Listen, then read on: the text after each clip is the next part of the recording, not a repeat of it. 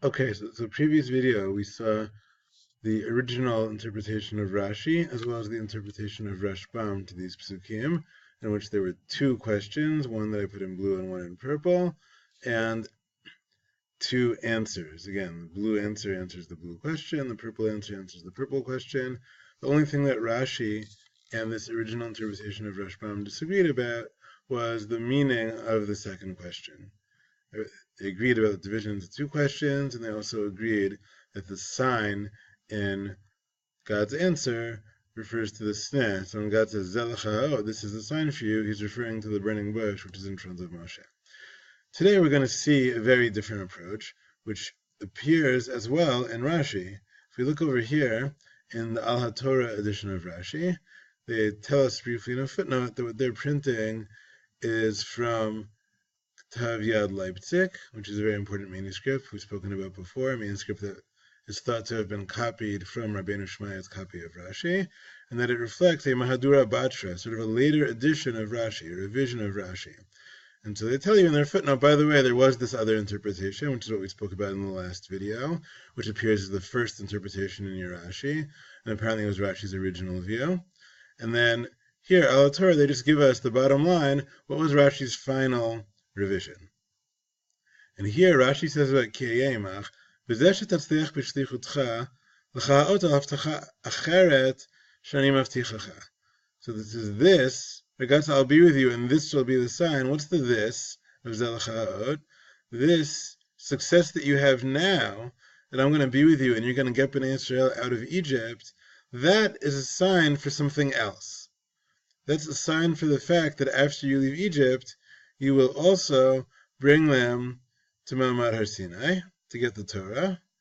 And just like the first view of Rashi said, this idea of getting the Torah is a zchut, a merit that may make Bnei Israel worthy of being redeemed.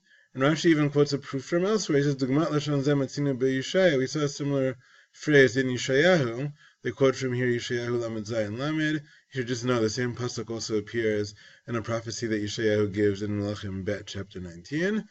And Yeshayahu says over there, to Chizkiyahu, who's under siege from Sancherev, who's afraid Jerusalem is going to be destroyed, don't worry, it won't be destroyed.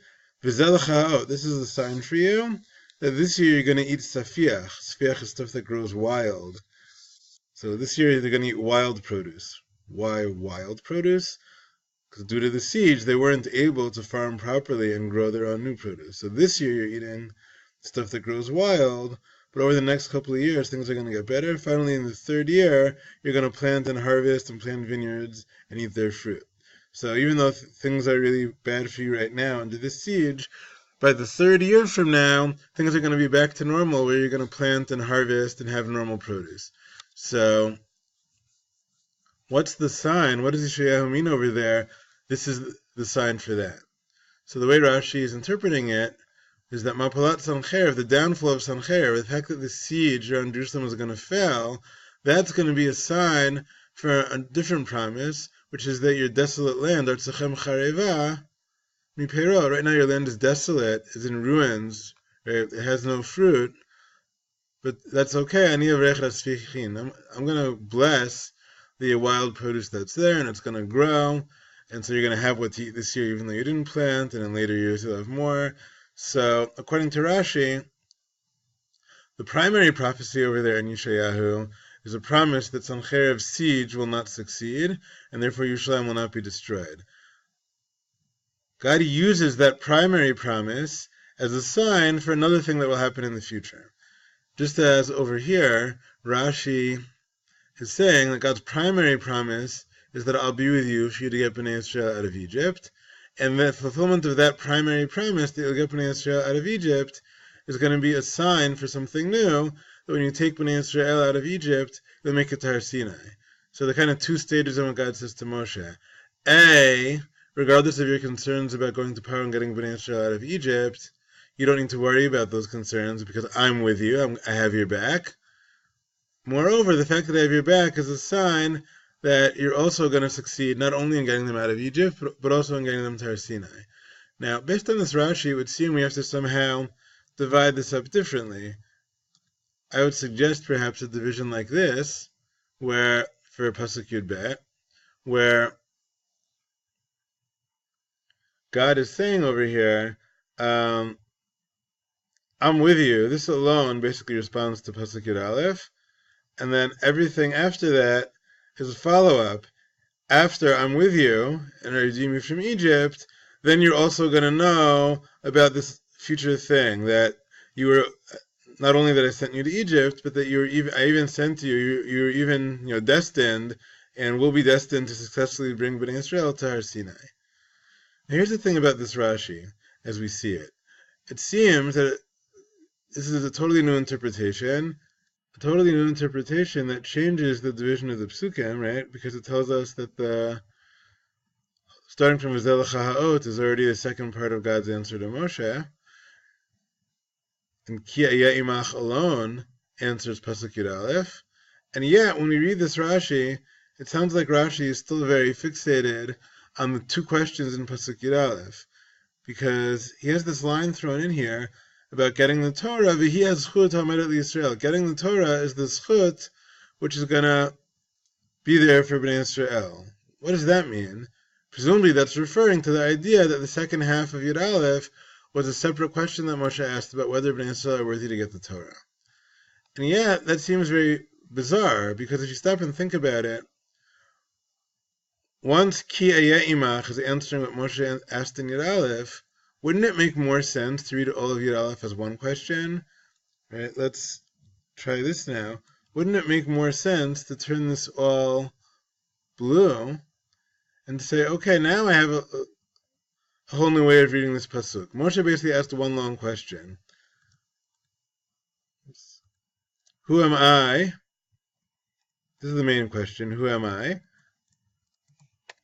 Mi anochi. Who am I? And this all explains what he feels unworthy for. Who am I? I'm not worthy to go before Paro and take Israel out of Egypt. And God says, don't worry about whether you're worthy. Ki Ayeh Imach. I'll be with you. I'm with you. So that's going to make this mission worthy enough. Even if you're personally not worthy, you have God on your side.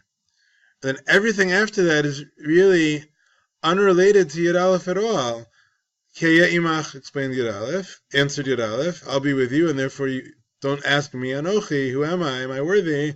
I'm with you. And then on top of that, after I'm with you for that and you succeed for that, I'm making a second promise to you. Not only will that mission succeed, but that mission will be an oath, will be a sign to you that when you take Bnei Israel out of Egypt, you're not only going to get out of Egypt, but you'll bring them all the way to this mountain to serve Hashem and to get the Torah. And so why does Rashi have to bring up v'hi hazchut ha'omedet liYisrael? Moreover, shouldn't Rashi have, when Rashi revised his commentary for this new interpretation of Pasuk Yud Bet, shouldn't he have basically scratched from the record everything he said earlier? Right? What he says over here about Moshe asking two questions, first asking Ma'ani chashuv devarei malachim, and then second of all saying, even if I were chashuv, Ma zachu Yisrael, why are Bnei Israel worthy? And then God answering him, Al Rishon Rishon, Al Achron Achron, answering him with two separate questions. All of that is seemingly irrelevant based on this new interpretation of V'zelecha ha'ot, where God is, the oat is no longer something that Moshe sees right now like the burning bush. Rather, the oat is all this. The oat is the fact that God will be with Moshe when he goes before Paro and takes them out of Egypt. And all that is an oat, is a sign that God has sent him and therefore will bring him all the way to Har Sinai. So Rashi, as we see it, it seems as if like Rashi sort of moved in this direction of a new interpretation of V'zelecha ha'ot until the end of Yud Bet, and yet he's still like stuck in the past. He's still stuck in the idea of two questions in Yud Aleph, even though that seems unnecessary. And so he's still talking about, has zchut ha'omedet liYisrael. He has zchut ha'omedet liYisrael when that seems irrelevant. And so, before answering that regarding Rashi, we noted that Yosef Kara, who was very close with Rashi, he kind of says what we would have liked Rashi to say. Right? He also has this idea, this will be the sign. What's the sign? She'ayemach, the fact that I'm with you, right? The fact that I'm with you and your mission is gonna succeed in Egypt, that's the sign for future events. The fact that I sent you, that I'm with you, and I sent you to Paro, that from that you're going to know that I'm never going to abandon you in your mission. In other words, now the rest of this is cut off. We don't know the rest of what he said, but I think what he was trying to say is, because I'm going to be with you and help you succeed in Egypt, that's going to tell you that I sent you on this whole mission, and therefore you're going to complete the job of getting them to Har Sinai. So Yosef Kara seems to be learning these two psukim, like what we see over here, that Yud Aleph is one long question, that Moshe says, I'm not worthy of anything. God says, that's okay, I'll be with you, I have your back. And so that answers Moshe's entire concern from Yud Aleph, which is basically just an elaboration on Mi Anochi. And then he adds, that's going to confirm to you, that success is going to be a sign for you that in general I've sent you, and therefore you're also going to succeed in future stuff. So I therefore wanted to suggest that perhaps what's going on here is that Yosef Kara and Rashi, in dialogue with one another, reached this interpretation, which we see in Yosef Kara's either commentary, as I mentioned, this might not be a whole commentary that he wrote, this might just be a quote of him from elsewhere. We don't have the commentary anywhere, we just have it quoted in a collection of Ashkenazic Perushim called Dat Zakenim. It says a certain Rabbi David heard from Rabbi Yosef Kara. So this interpretation of Yosef Kara, I wanted to suggest that basically Rashi was won over to that interpretation later in life.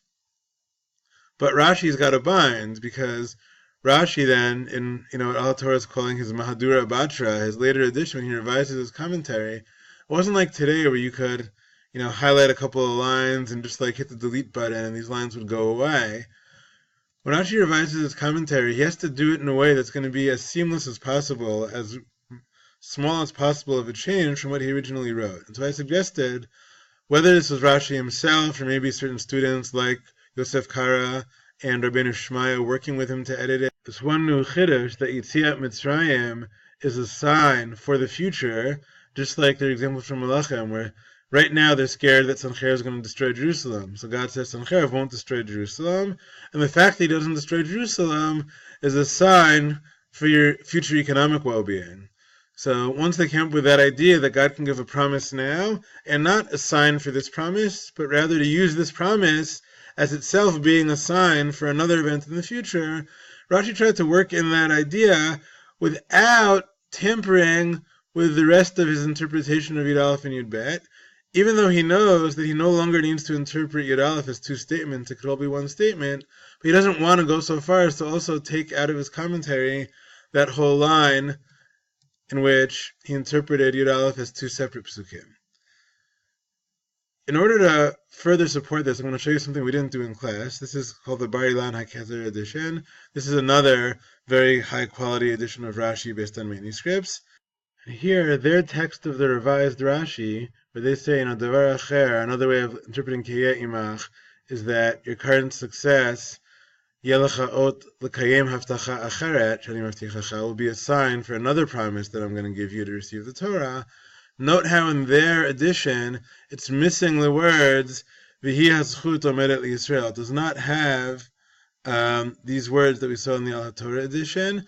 Some manuscripts of Rashi from later in Rashi's life omit these words. That basically shows you that as they revise Rashi's commentary, some people who are editing it realize this line no longer makes sense. And so there's this maybe conflict among Rashi and his associates about how to edit this. And do you take out that line and make a clean break with Rashi's earlier comment? Or do you try to work this somehow into Rashi's earlier comment, because it would be too overwhelming to completely eradicate that comment.